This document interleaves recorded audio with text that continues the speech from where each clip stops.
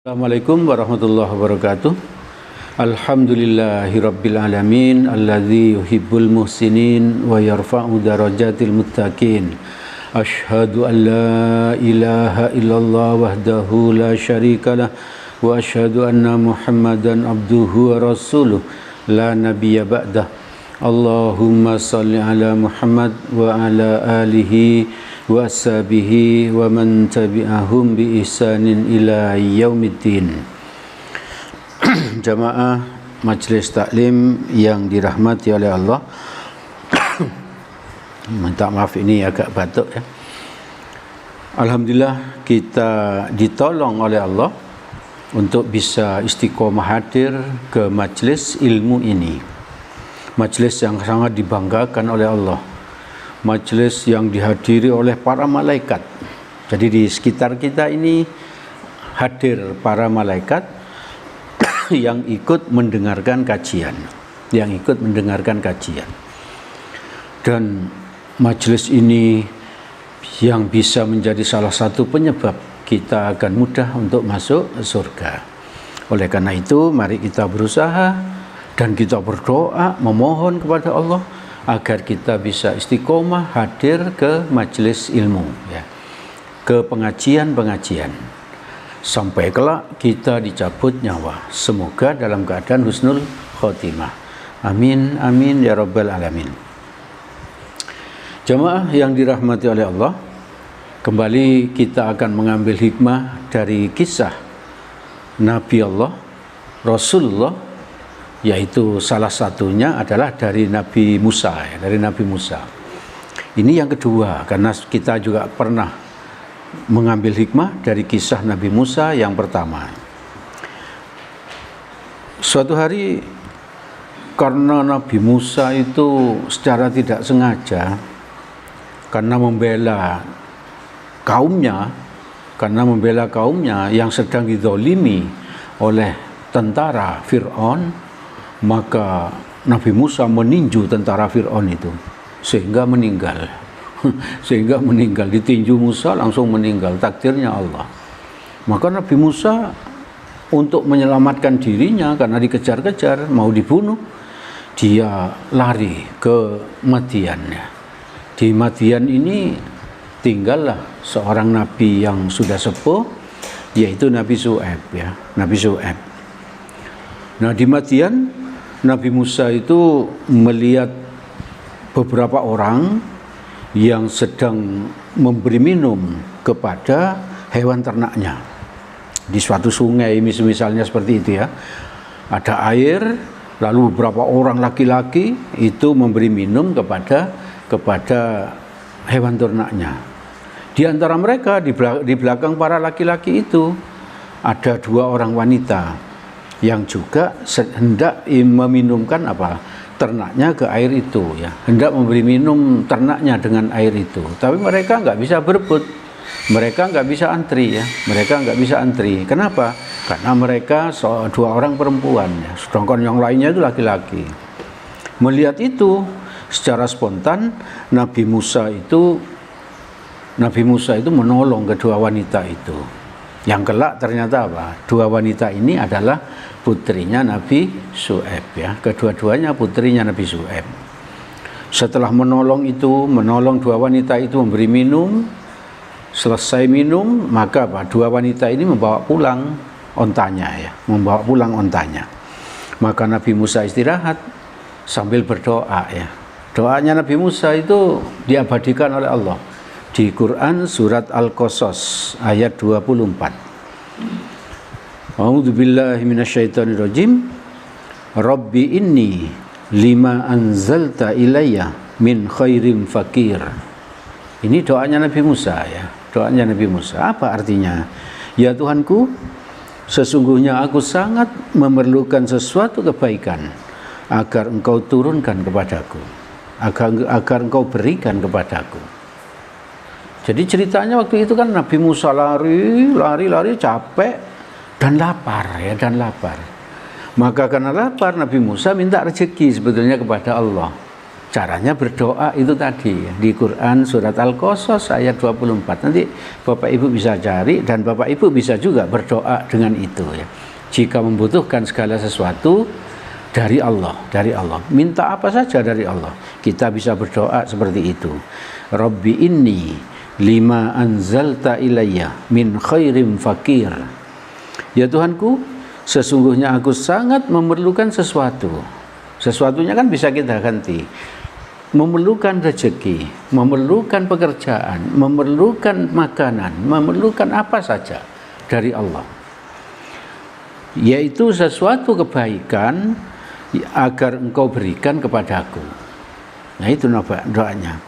Maka Allah mengabulkan doa Nabi Musa dan tidak tanggung-tanggung, ya Allah. Nabi Musa mintanya cuma satu, yaitu apa? Makanan ya, rezeki. Tapi Allah memberikan 4 hal ya, minimal 4 hal di Quran ayat 24 ini selanjutnya. Yang pertama, Allah mengabulkan permintaan Nabi Musa tentang makanan. Yaitu berupa apa? Berupa jamuan atau makanan. Di Quran surat Al-Qasas ayat 24 juga. Setelah mendengar cerita dari putrinya, ya Nabi Syuaib itu kan punya putri yang diutus tadi untuk memberi minum itu. Kenapa kok bukan Nabi Syuaib yang beri minum hewan ternaknya? Karena Nabi Syuaib sudah sepuh, tidak mungkin untuk apa? Untuk menuntun onta dan lain sebagainya itu. Nah, setelah diceritai oleh dua anak putrinya, maka Nabi Syuaib mengundang Nabi Musa untuk hadir ke rumahnya. Nah, di situ Nabi Musa mendapatkan kebaikan dari Nabi Syuaib, lewat dari Allah sebetulnya, tapi lewat Nabi Syuaib berupa makanan dan jamuan ya, minuman dan lain sebagainya. Ini sudah terkabul satu doanya Nabi Musa, yaitu dapat rezeki berupa makan maupun minuman lewat tangan Nabi Syuaib. Lalu Allah mengabulkan yang kedua. Nabi Musa minta satu, tapi Allah memberi yang kedua, perlindungan ya. Perlindungan. Di Quran surat Al-Qasas ayat 25 dan 26. Setelah memberi jamuan kepada Nabi Musa berupa makan, berupa minum, tempat istirahat dan lain sebagainya gitu ya. Maka Nabi Syuaib bertanya kepada Nabi Musa tentang asal-usulnya dan kenapa kok dia itu sampai di Madian. Nabi Musa bercerita bahwa dia membunuh orang secara tidak sengaja karena membela orang lain yang sedang dizalimi. Lalu dia lari sampailah ke Madian gitu. Lalu karena kesulitan Nabi Musa itu dan Nabi Syuaib menganggap Nabi Musa berada dalam posisi yang benar, maka Nabi Syuaib berkata kepada Musa, janganlah kamu takut ya. Diabadikan oleh Allah di Quran surat ayat 25 dan 26. Kamu telah selamat dari orang-orang yang zalim itu. Justru Fir'aun lah dan tentara Fir'aun lah yang dikatakan Nabi Syuaib sebagai orang yang zalim, bukan Musa yang membunuh ya. Tapi Musa membunuh kan karena membela temannya. Terus selanjutnya Nabi Syuaib berkata, karena sesungguhnya Allah telah menyelamatkanmu dari mereka. Jadi Nabi Syuaib memberi perlindungan itu, menyelamatkan Nabi Musa itu bukan karena Nabi Syuaib, menurut Nabi Syuaib, tapi karena apa? Karena Allah yang menyelamatkan Nabi Musa. Jadi Allah yang menyelamatkan, bukan Nabi Syuaib. Cuman perantaranya Nabi Syuaib. Lalu pelanjutan kalimat Nabi Syuaib, engkau telah sampai ke tempat ini, tempat yang mereka tidak punya kuasa atas tempat ini. Maksudnya apa? Fir'aun itu tidak mungkin ke sini, katanya Nabi Syuaib. Karena apa? Ini bukan daerah kekuasaan Fir'aun. Ini daerah merdeka. Jadi kemerdekaan bernegara itu sudah sejak dulu sudah ada. Kalau kedaulatan itu sudah dimiliki sebuah negara, maka tidak mungkin negara lain akan mengintervensinya. Sejak itu sudah ada. Gitu. Itu yang kedua.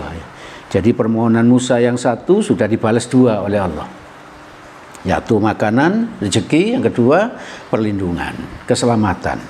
Yang ketiga adalah sekaligus yang keempat, kita bahas jadi satu, bekerja dan menikah ya. Jadi Nabi Musa mendapatkan pekerjaan sekaligus mendapatkan istri. di Quran surat Al-Qasas ayat 27, qala inni uridu an unkihaka ihdabnatayya hataini. Syuaib berkata, sesungguhnya aku bermaksud menikahkan kamu dengan salah seorang dari kedua anak itu. Nah ini, karena Nabi Syuaib itu melihat Nabi Musa itu berakhlak mulia, lalu menurut persaksian dari salah satu anak Nabi Syuaib itu, Nabi Musa itu orang yang baik dan orang yang sangat kuat katanya. Maka Nabi Syuaib bermaksud menikahkan Nabi Musa dengan salah satu putrinya. Jadi ibu bapak, saudara-saudara yang dirahmati oleh Allah, ayat ini menunjukkan kepada kita bahwa jika ada wali perempuan, wali orang tua dari seorang wanita yang membicarakan pernikahan anak perempuannya dengan seorang laki-laki yang berakhlak mulia dan disukai oleh anaknya, itu berarti bukan sesuatu yang tabu ya. Bukan sesuatu yang merendahkan ya. Bukan sesuatu yang haram apalagi ya. Itu biasa-biasa saja ya. Al-Quran mengabadikan itu, dan itu dilakukan Nabi Syuaib sejak lama ya. Dan di zaman Nabi hal seperti itu ada ya, dan sering terjadi. Salah satu contohnya apa? Umar bin Khattab ketika anaknya yaitu Hafsah itu menjanda ya, menjadi janda, maka Umar bin Khattab berbicara dengan Utsman bin Affan barangkali bersedia menikahi Hafsah putrinya Umar. Tapi waktu itu Utsman bin Affan menolaknya dengan halus. Karena Utsman menolak, maka Umar berkata kepada Abu Bakar. Lalu Abu Bakar menolak juga dengan halus. Dengan perasaan marah karena ditolak oleh dua sahabat utamanya itu. Umar bin Khattab berbicara kepada Nabi, maksudnya bukan membicarakan putrinya, tapi mengadukan kedua sahabatnya tadi itu yang menolak untuk menikahi Hafsah putrinya Umar. Setelah bicara sama Nabi tersenyum ya. Nabi bilang kepada Umar, maukah kamu menikahkan putrimu dengan orang yang lebih baik dari Utsman dan lebih baik dari Abu Bakar? Umar bin Khattab merasa tidak paham dengan kalimatnya Nabi ya. Siapa orang yang lebih baik dari Abu Bakar? Wong orang yang terbaik waktu itu adalah Abu Bakar. Menurut Umar itu yang terbaik itu setelah Abu Bakar ya Nabi itu sendiri ya. Maka Umar bertanya, maksudmu apa wahai Nabi gitu. Maka Nabi menyampaikan kalau Nabi sendiri yang akan menikahi Hafsah putrinya Umar. Betapa senangnya Umar ya. Betapa senangnya Umar. Dan kisah seperti itu cukup banyak terjadi di kalangan sahabat. Jadi ibu bapak, saudara-saudara yang dirahmati oleh Allah, membicarakan pernikahan anak putri dengan seorang laki-laki oleh walinya itu bukan sesuatu yang tabu seperti yang ada di negara kita ini. Itu bukan seperti itu ya, bukan seperti itu. Tapi hal-hal yang biasa saja di dalam Islam ya. Itu terjadi mulai Nabi Syuaib ini di Quran surat berapa tadi? 27 ya. Al-Qasas ayat 27. Lalu terjadi lagi di zaman Nabi Muhammad ya, Nabi Muhammad sallallahu alaihi wasallam. Ibu bapak, saudara-saudara yang dirahmati oleh Allah, jadi hikmah yang bisa kita ambil dari kisah Nabi Musa yang sekelumit ini, kisah Nabi Musa ini sangat banyak ya, sangat banyak di Al-Quran. Maka sudah saya ambil dua kali. Dulu yang pertama sekitar kelahirannya Musa, sekarang yang kedua sekitar doanya Nabi Musa. Nabi Musa berdoa satu, tapi oleh Allah diberi 4. Apa doanya Nabi Musa tadi? Yaitu Nabi Musa meminta meminta makan, meminta rezeki kepada Allah. Tapi Allah memberinya 4 ya. Yaitu 1, makanan, yang kedua perlindungan, yang ketiga istri, yang keempat pekerjaan ya. Yang keempat pekerjaan. Di mana pekerjaannya itu tadi? Yaitu apa? Berupa mas kawin, ya, mas kawin dari Musa menikahi istrinya anaknya Nabi Syuaib. Apa mas kawinnya? Nabi Musa itu harus bekerja kepada siapa? Kepada Nabi Syuaib 8 tahun, dan apabila mau melengkapi jadi 10 tahun itu merupakan kebaikan dari Nabi Musa. Jadi itu Nabi Musa meminta 1 tapi oleh Allah diberi 4. Diberi 4. Ibu bapak, saudara-saudara yang dirahmati oleh Allah, hikmah yang kedua yang bisa kita ambil apa? Bahwa wali perempuan boleh membicarakan tentang pernikahan anak putrinya dengan seorang laki-laki yang berakhlak mulia dan menarik dan disetujui oleh anak perempuannya. Jadi anak perempuannya harus setuju, nggak boleh kita paksakan. Kalau nggak setuju, kalau dia nggak setuju, nggak boleh kita paksa. Jadi harus apa? Yang memutuskan itu juga anak perempuannya, nggak boleh kita paksa. Kita hanya orang tua hanya memberi masukan, Lalu kita pun boleh berdoa seperti Nabi Musa tadi. Ya, di Quran surat Al-Qasas ayat 24. Ya Allah, saya membutuhkan suatu kebaikan berupa rezeki, ya, yang bisa Engkau berikan kepada kami. Itu bisa kita panjatkan doa itu setiap kita membutuhkan sesuatu di dalam hidup ini. Ibu bapak, saudara-saudara yang dirahmati oleh Allah, itu yang bisa kami sampaikan pada kesempatan ini. Segala yang baik dan benar itu semata-mata berasal dari Allah Subhanahu wa ta'ala. Semoga ada manfaatnya bagi kita. Semoga Allah menolong kita agar kita bisa mengamalkannya. Amin, amin, ya Rabbal Alamin. Dan apabila ada salahnya, saya mohon maaf yang sebesar-besarnya. Mari kita tutup dengan doa kafaratul majlis. Subhanakallahumma wa bihamdik, asyhadu an la ilaha illa anta, astaghfiruka wa atubu ilaik. Billahi taufik wal hidayah. Assalamualaikum warahmatullahi wabarakatuh.